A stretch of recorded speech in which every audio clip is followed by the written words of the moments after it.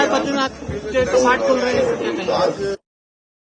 बहुत ही शुभ दिन है और भगवान बद्री विशाल के कपाट आज खुल रहे हैं। मैं सभी आने वाले तीर्थयात्रियों का, श्रद्धालुओं का, सबका देवभूमि उत्तराखंड आगमन पर, भगवान के द्वार पर पधारने पर सबका स्वागत करता हूं, अभिनंदन करता हूं और भगवान से प्रार्थना करता हूं कि सभी आने वाले तीर्थयात्रियों की, श्रद्धालुओं की यात्रा कुशलतापूर्वक संपन्न हो और यात्रा सबकी अच्छी हो। उसके निमित्त सारे प्रयास किए गए हैं, सारे प्रबंध किए गए हैं। यहाँ की यात्रा, चारधाम यात्रा, हमारे पूरे धामों की यात्रा, सभी यात्राएं थोड़ा कठिनाई में होती है, लेकिन उसके बावजूद भी ये कोशिश की गई है कि यात्रा में कम से कम कठिनाई हो, यात्रा सुरक्षित हो। उस निमित्त सभी विभागों की समीक्षा भी की गई है और लगातार समीक्षा की जा रही है। सर, डेवलपमेंट वर्क को लेकर थोड़ा बताइए। अभी यहाँ पे भी काफी डेवलपमेंट वर्क देखने को मिल रहा है, कहाँ तक पहुंचा, कब तक कंप्लीट होगा? देखिए, डेवलपमेंट वर्क का हम लोगों का भी और आदरणीय प्रधानमंत्री जी लगातार इसकी समीक्षा करते हैं। उन्हीं के मार्गदर्शन में, उन्हीं के नेतृत्व में भगवान बद्री विशाल के मास्टर प्लान पर काम हो रहा है, क्योंकि 6 महीने काम यहाँ नहीं हो पाता है, लेकिन उसके बावजूद भी जो 6 माह का समय होता है, तेजी से काम होता है। और ये डेवलपमेंट वर्क पूरा होने पर आप देख भी रहे होंगे, बदला बदला सा आपको यहाँ पर दिखाई दे रहा है। जब ये पूरा काम हो जाएगा तो ये पूरी भगवान बद्री विशाल की नगरी बहुत सुंदर होगी और आध्यात्मिक रूप से हमारे सभी तीर्थयात्री पर्यटकों के लिए एक अच्छा स्थान, जो हमेशा उनके लिए जो है उनके स्मरण में रहेगा।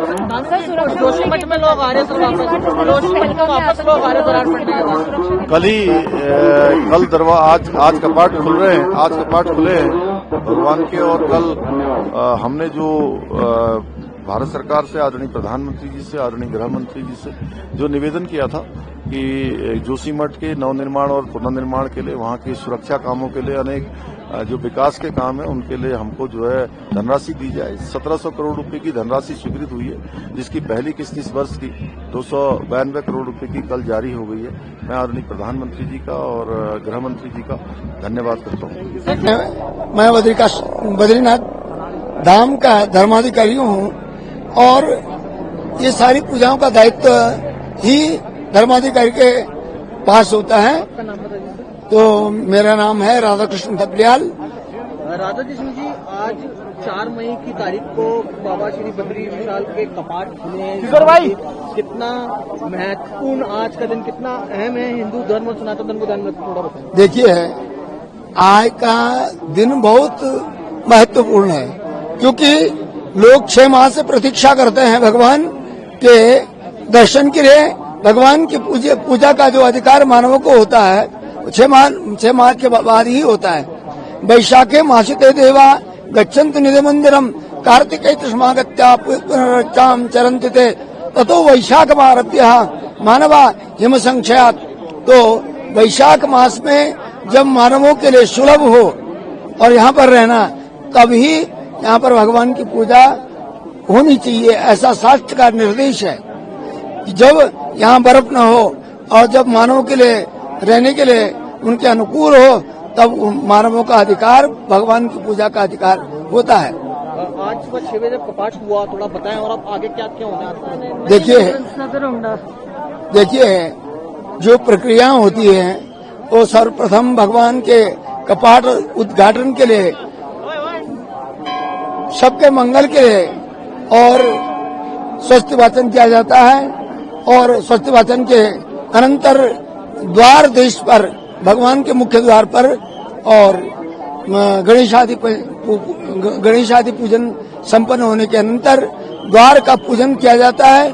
और द्वार पूजन के अनंतर यहाँ पर देखिए, सबके कल्याण के लिए, मंगल के लिए भगवान से प्रार्थना की जाती है और उसके बाद समस्त प्राणी मात्र के कल्याणार्थ भगवान के पावन और मंगलमय कपाट उद्घाटित किए जाते हैं। आज मुख्य पूजा अर्चना की, भगवान के प्रति श्रद्धा आस्था का प्रकट, क्या कुछ पूजा हुई, क्या कुछ मांगा उन्होंने, क्या कुछ आज मांगा गया? ऐसा है, ये तो मन का भाव है।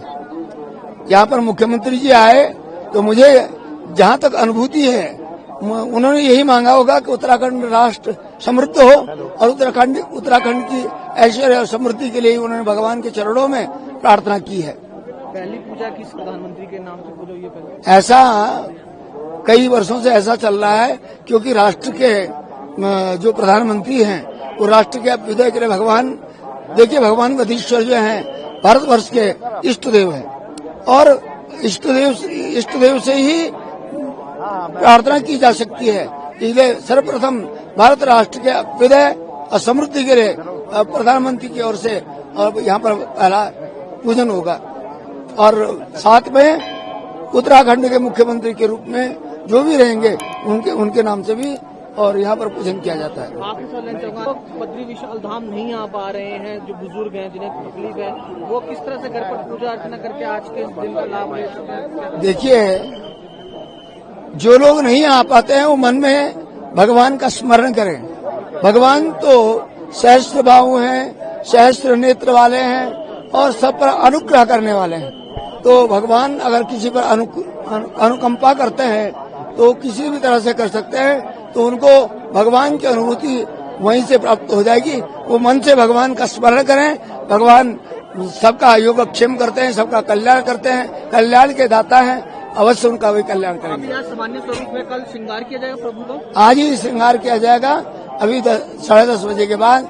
और आज क्योंकि आज दिन भर भगवान के श्री कपाट खुले रहेंगे, सबको दर्शन की सुविधा होगी, क्योंकि आज बहुत ज्यादा जनसम्मर्द है, और जनसम्मर्द होने के कारण लोगों को असुविधा न हो, इस बात को ध्यान में रखते हुए पहले से पूर्व परंपरा के अनुसार पहले दिन और अंतिम दिवस में भगवान के कपाट उद्घाटित रहते हैं।